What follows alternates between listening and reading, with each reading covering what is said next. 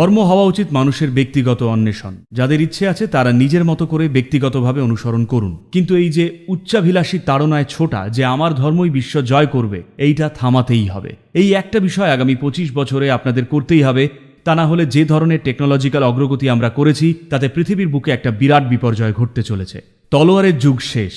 এখনো যদি একই মানসিকতা নিয়ে চলি তাহলে আমরা এক অতি ভীষণ মারাত্মক দুর্যোগে পড়ব, যেটায় কারোরই কোনো লাভ হবে না কোনোভাবেই। পৃথিবীর কোনো উপকার হবে না, কোনো প্রাণীর উপকার হবে না, প্রত্যেকেই আহত হবেন এর কারণে।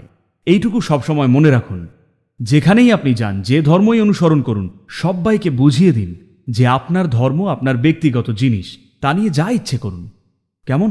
ওপরে তাকান, নিচে তাকান, আপনার যেদিকে ইচ্ছে তাকান, সেটা আপনার ব্যাপার, ঠিক আছে? কিন্তু আমি কোন দিকে তাকাবো সেটা বলবেন না, আমায় কোনো দিকে তাকাতে বাধ্য করবেন না, আর কাউকে জোর খাটিয়ে বলবেন না এটাই পথ বা ওটাই পথ।